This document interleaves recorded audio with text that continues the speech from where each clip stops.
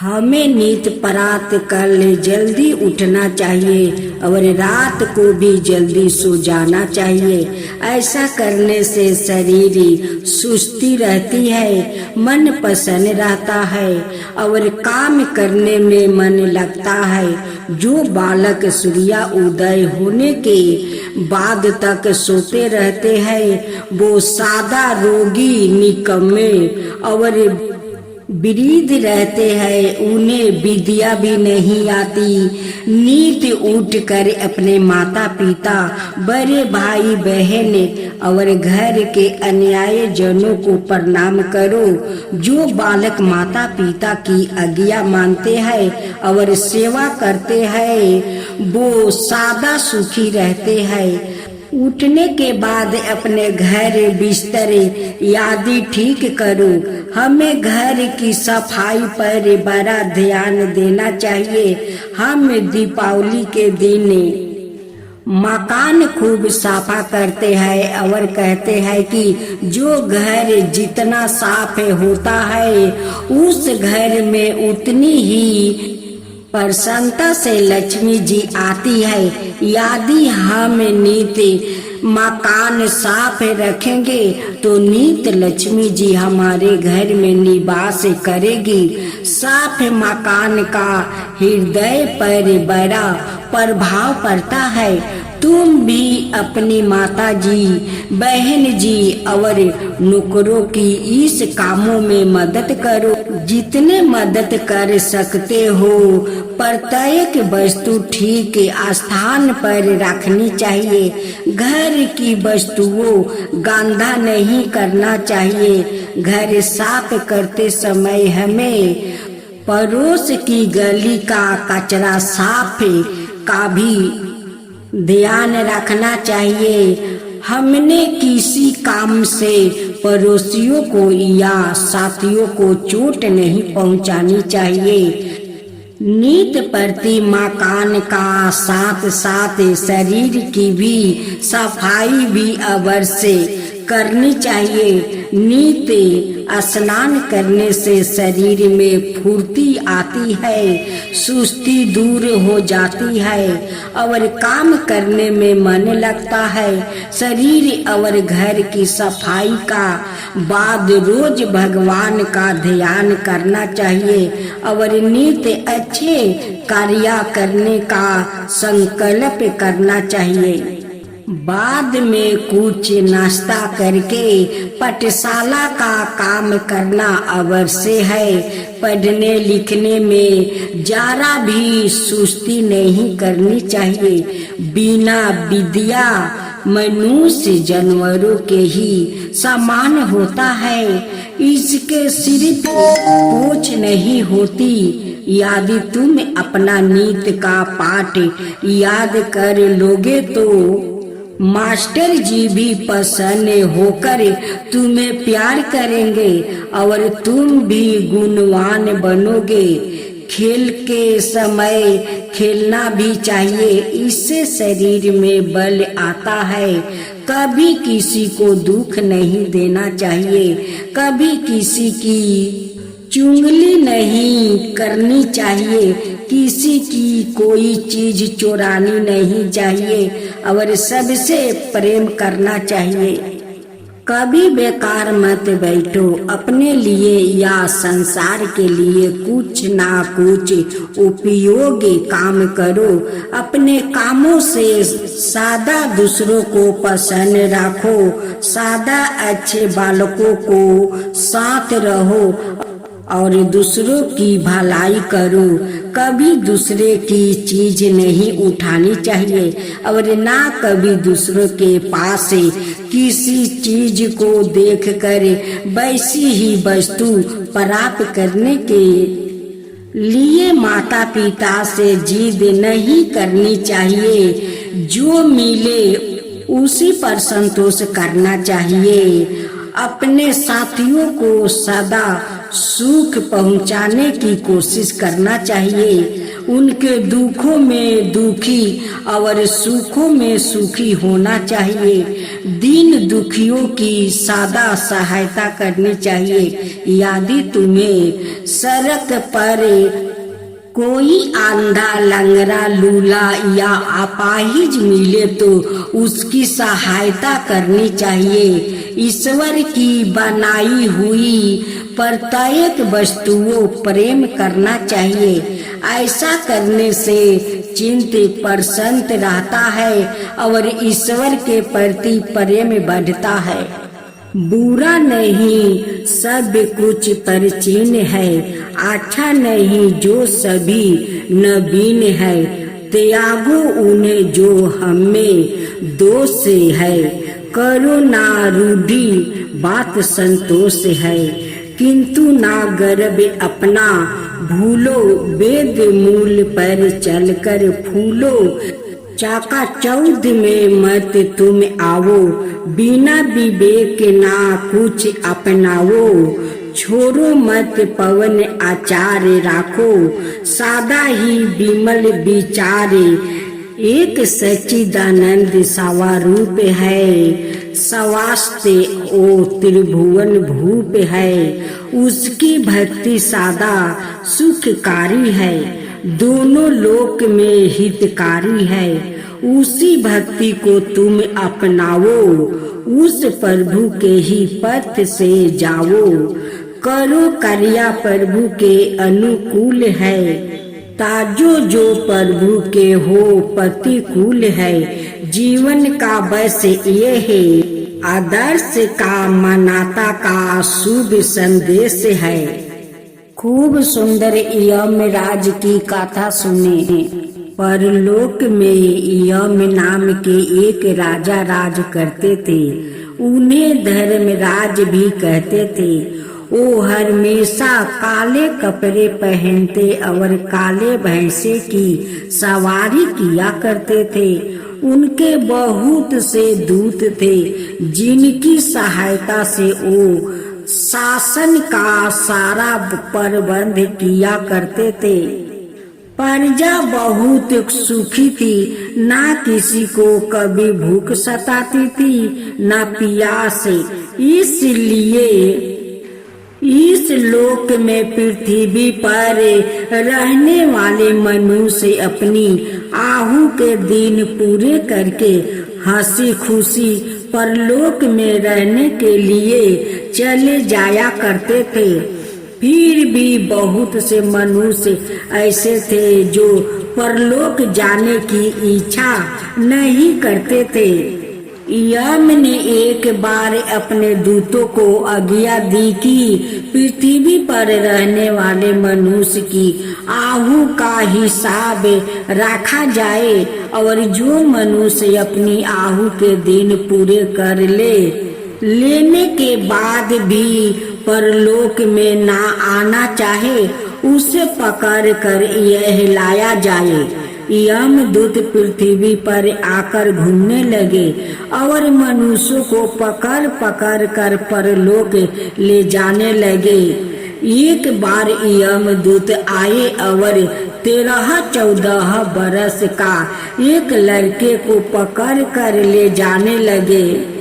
लड़का जाना नहीं चाहता था। उसने अपने दोनों हाथों से कस कर एक खंबे को पकड़ लिया और यमदूत से कह दिया, मैं परलोक नहीं जाऊंगा।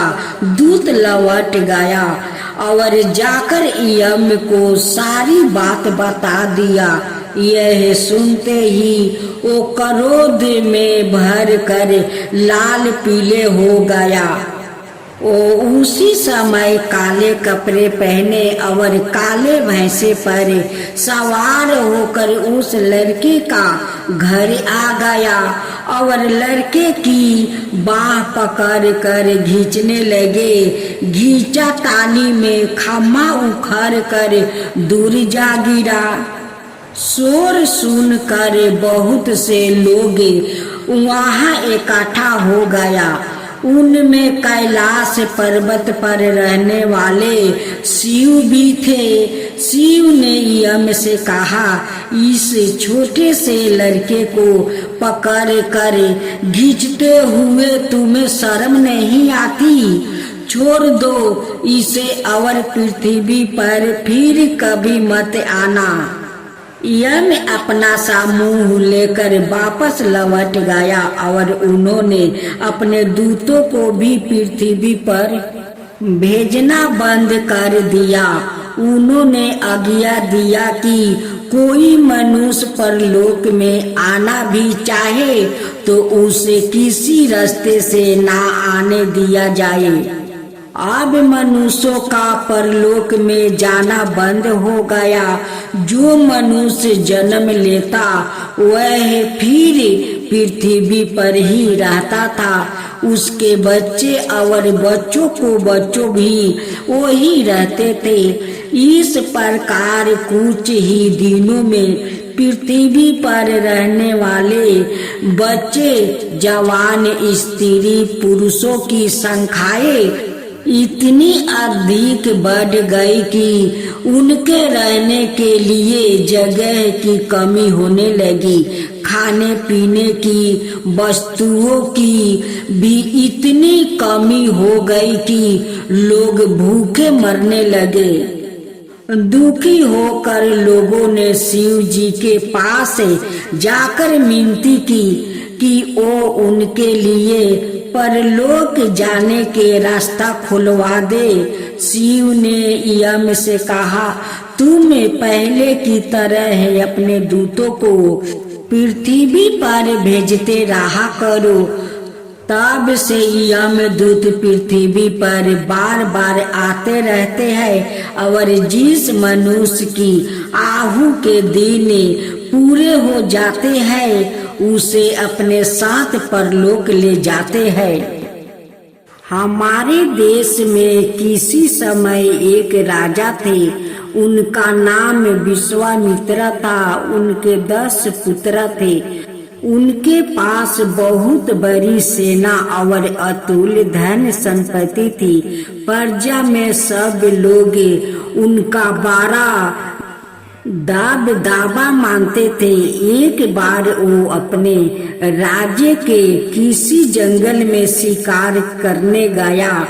उनके 10 पुत्र और बहुत से सैनिक भी उनके साथ थे।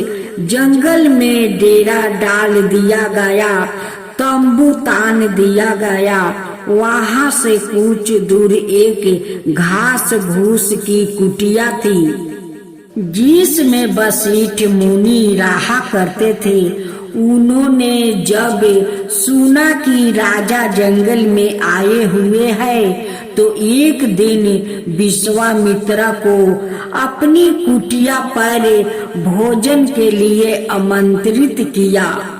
विश्वामित्र जब अपने पुत्र को और कुछ सैनिकों के साथ कुटिया पर पहुँचे तो वशिष्ठ ने उनका बड़ा स्वागत सत्कार किया। उन्होंने सोने चांदी के बर्तनों में परोस कर तरह तरह के स्वादिष्ट भोजन करवाए। भोजन करने के पश्चात राजा ने वशिष्ठ से पूछा, आप रहते तो घास भूस की कुटिया में है, आपने यहाँ यह सोने चांदी के बर्तन और खाने पीने की यह वस्तुओं कहाँ से जुटा लिया?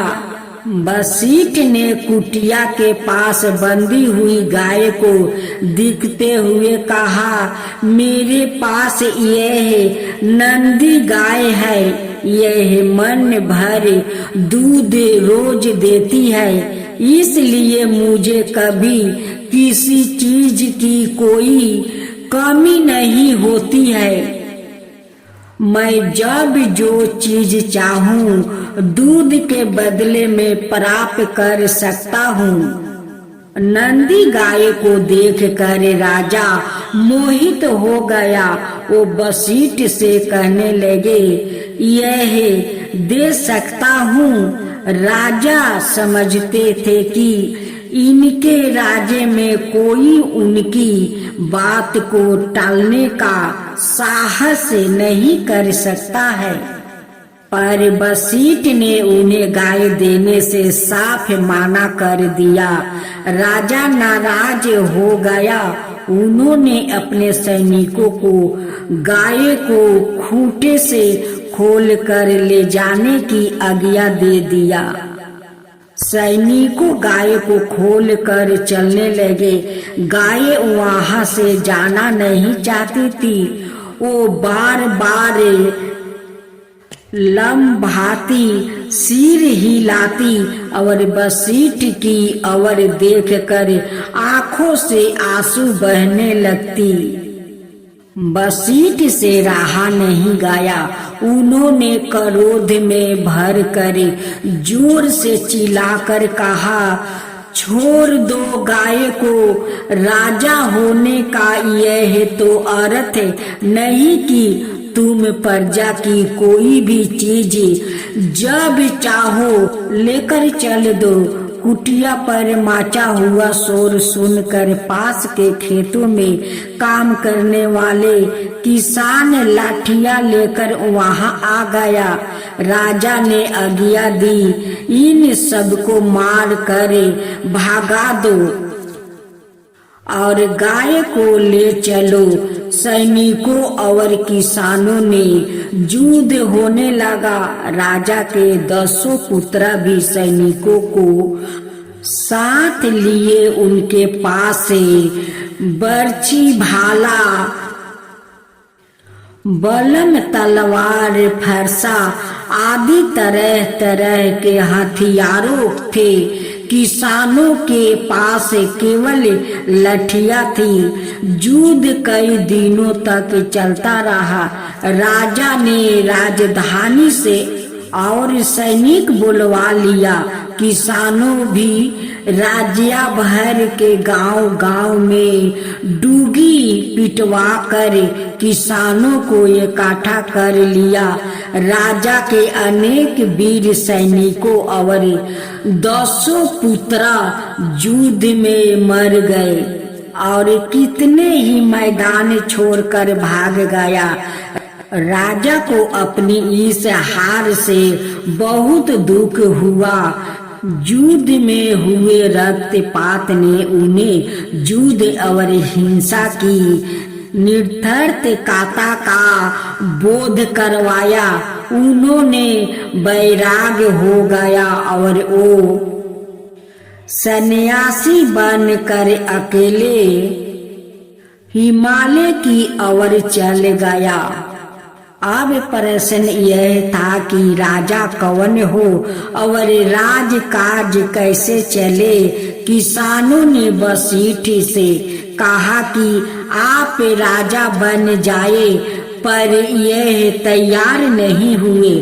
उन्होंने कहा, तुम्हें खुद अपने पर राज करना चाहिए।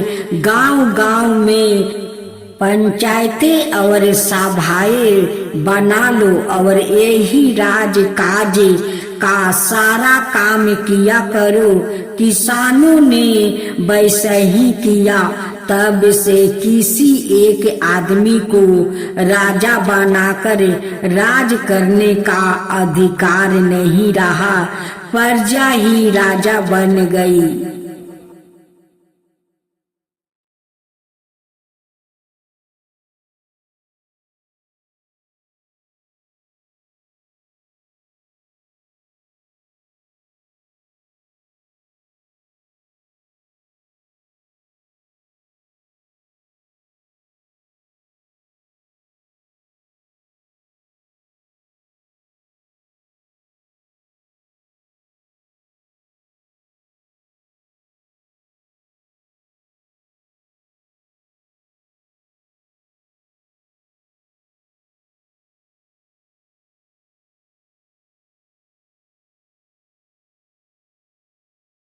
देवी भांति प्रसिद्ध पंडित शिरोमणि अचवास्पति मिश्रा की साध्वी धर्म पत्नी थी।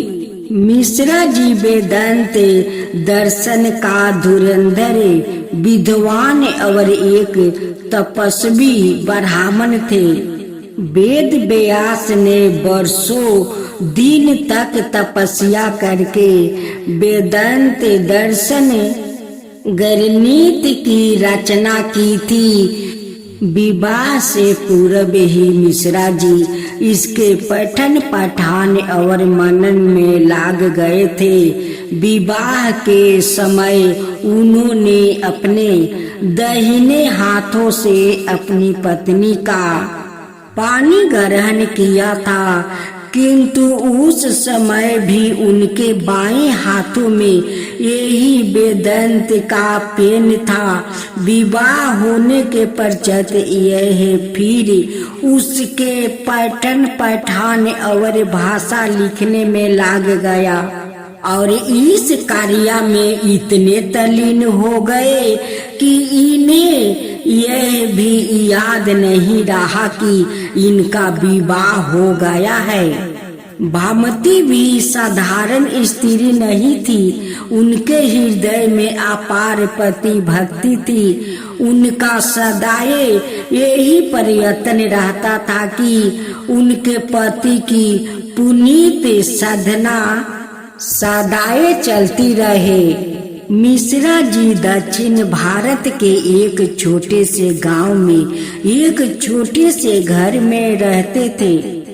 जिस कोठरी में अपना अध्ययन करते थे उसे इनकी पत्नी गोबर से लीप कर सदाए बड़ा स्वच्छ और सुंदर रखती थी। वो उसमें दीपक के लिए अंडी का तेल और बत्ती का प्रबंध करती और उनकी मिट्टी का दोआत, कलम, पेन, पुस्तक सब प्रेम से सजा कर रखा करती थी। दीपक में तेल कम होने पर उसमें तेल डाल देती थी और उसका गुल झाड़ देती थी। मिश्रा जी हाथों में कलम लिए एकाग्रता से लिखते रहते। बीच बीच में पास बड़ी पोथियों का पेन उलट पलट कर पढ़ते थे। कभी कभी आंखों बंद करके गहरे विचारों में लगा जाते थे और फिर आंखों खोल कर लिखने लगते। रात को पढ़ते पढ़ते जब या सो जाते तब वो पोथियों बांध कर रख देती। इनके सिरहाने एक तकिया लगा देती और इनके चरण दबाते दबाते वही इनका चरणों में सो जाती। प्रात काल पति के जागने से पहले वो उठती और धीरे धीरे चक्की से आटा पीसती। जब या जागते तब इनके शौच स्नान के लिए जल देती। इसके बाद इनकी संध्या आदि का प्रबंध करती। फिर भोजन के प्रबंध में जुट जाती। दोपहर के समय जब उन्हें अवकाश मिलता था तब वो पड़ोसी की लड़कियों को बेल फूटे निकालना आदि कला सिखा आती थी। वो लड़कियों इन्हें बदले में अपने घोड़ों से चावल, दाल, गेहूं, आटा जरूरी वस्तुओं लाकर देती थी। उसी से उनका निवारह होता था। इस प्रकार वो दिन रात चुपचाप अपने पति की सेवा में लगी रहती थी। ऐसे करते करते लगभग 50 वर्ष व्यतीत हो गया और शरीर पर वृद्धावस्था का लक्षण प्रकट होने लगे। एक दिन दीप का तेल बहुत कम हो जाने से बत्ती पर गुल आ गया और प्रकाश बहुत मंद हो गया। उसमें जब वो तेल डालकर उसे संभाल रही थी, दीपक बुझ गया। मिश्रा जी का ध्यान रुक कर अब उनकी ओर गया। वो शीघ्र दीपक जलाकर चलने लगी या असहज से पूछने लगे, देवी आप कौन है जो मेरी इतनी सेवा कर रही है? उन्होंने नम्रता से उत्तर दिया, आप अपना काम कीजिए। दीपक बुझने से जो आपका काम में विघ्न हुआ उसके लिए क्षमा कीजिए। तब मिश्रा जी अतुरता से बोले, नहीं आप परिचय दीजिए। जब तक आप परिचय नहीं देगी मैं पात्रा हाथ में नहीं लूंगा। तब उन्हें कहना पड़ा, स्वामी मैं आपकी विवाहिता पत्नी हूँ। तब इन्हें ध्यान आया कि लगभग 50 वर्ष पहले उनका विवाह अवश्य हुआ था। मिश्रा जी बोले, यह बात तुमने पहले मुझे क्यों नहीं बताई? उन्होंने कहा, स्वामी मुझे इसी में बड़ा सुख मिलता था कि आपका काम बिना विघ्न के चल रहा है। आप अपने काम में लगे रहते थे, मैं अपने काम में लगी रहती थी। यह मेरा बड़ा सौभाग्य है कि मैं संसार का परपंच में नहीं फंसी और आपका सारा जीवन भी शास्त्रों का लिखने पढ़ने में बीता। मिश्रा जी बोले, मैंने अपनी जीवन संगिनी को भूल कर और इतने वर्षों तक की उसकी सेवा पर ध्यान ना देकर बड़ा पाप किया है। प्राणो ऐश्वरी मुझे क्षमा करो। यह कहकर या भामिती के चरणों में गिरने लगे। भामिती ने इन्हें उठाते हुए नम्रता से कहा, पतिदेव यह क्या कर रहे हैं? मैंने तो अपने जीवन में आपकी सेवा के अतिरिक्त और कुछ कभी चाहा नहीं है। आपने मुझे अपनी सेवा का जो सुख अवसर दिया है, यही आपका मेरे ऊपर सबसे बड़ा उपकार है। मिश्रा जी ने कहा, मेरे इस ब्रह्मा सूत्र के भाषा का नाम तुम्हारे ही नाम पर भामिती होगा, जिससे तुम्हारा नाम और तुम्हारा अपूर्वम त्याग सादा संसार में अमर रहेगा। मुझे इस गणित की एक एक पंजिका में और एक एक अक्षरों में तुम्हारा जीवन का सीख रहेगा। तुम ही ब्रह्मा सूत्र का मूर्तिमान अर्थ हो। आज भी वेदांत दर्शन ब्रह्मा सूत्र का वह भाषा अपूर्व में समझ जाता है और इसका पंडितों में बहुत अधिक मान है। हम गर्व के साथ कह सकते हैं कि भामिती जैसी साध्वी त्याग मूर्ति और पति परायण भारतीय नारायण जो आदर्श उपस्थित किया है वो संसार में अद्वितीय है। एक धोबी और गाधा एक कुत्ता का खूब सुंदर कथा। एक नगर में एक धोबी रहता था। उसके पास एक कुत्ता और एक गाधा था। कुत्ता धोबी के घर की रखवाली करता था और गाधा धोबी का कपड़े धोआ करता था। धोबी दोनों को समय से खाना दे देता था। गाधा कुत्तों को देख कर बहुत जलता था। वो मन में सोचा करता था कि ये कुत्ता बड़े आराम से खाना खाता है और मैं दिन रात मेहनत करके भी अपना पेट नहीं भर पाता हूँ। इससे तो यह अच्छा है कि धोबी के घर से भाग जाऊं। बेकार इतनी मेहनत यहाँ करनी पड़ती है। ऐसा सोच कर एक दिन गाधा धोबी के घर से भाग गया। परंतु गाधा जिस खेत में घुसता है उसी में उस पर मार पड़ती है। कोई भी उसे अपने खेत में नहीं चरने देता है। गाधा आराम से खाना चाहता था। एक दिन गधे को रास्ते में एक मरे हुए शेर की खाल मिल गई। गाधा बड़ा खुश हुआ। उसने उस खाल को ओढ़ लिया और खेतों की तरफ चल दिया। खेत का रखवालों ने गधों को नहीं पहचाना। वो उसे शेर समझने लगे और डर कर भागने लगे। गाधा मस्त होकर खेतों में चरने लगा।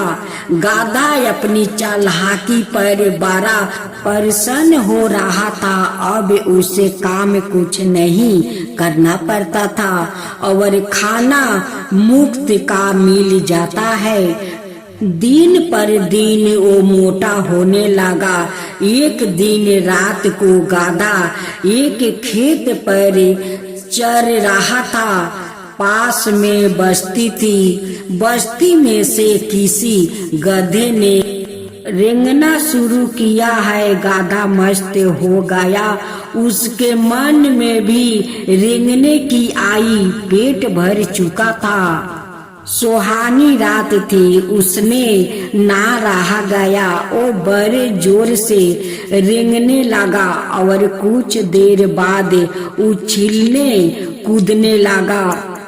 गधे की आवाज सुनकर खेत के रखवालों चौके वो सब चुपके से खेत में घुस आए और असलियत का पता लगाने लगे। गधे को कुछ पता ना था। वो तो मस्त होकर नाच रहा था। उसके शरीर से शेर की खाल उतारी गई थी। गाधा साफ नजर आ रहा था। खेत के रखवालों ने गधे को पीटना शुरू किया और इतना पीटा कि उसके हाथ पैर टूट गया। आधे मरे गधे को छोड़कर वो चला गया। कुछ देर बाद जब गधा को होश आया तब वो अपनी भूल पर पछताने लगा। गाधा लंगड़ाता हुआ धोबी का घर पहुंचा। धोबी का कुत्ता बाहर बैठा था। गधे को देखकर पूछा, कहो भाई, यह हालत तुम्हारी कैसे हो गई है? गाधा ने सारा हाल सुना दिया। कुत्ता बोला, शेर की खाल। शेर का खाल पहनने से ही कोई शेर नहीं बन सकता है। शेर बनने के लिए हिम्मत, बहादुरी और उसका साहस बल होना चाहिए।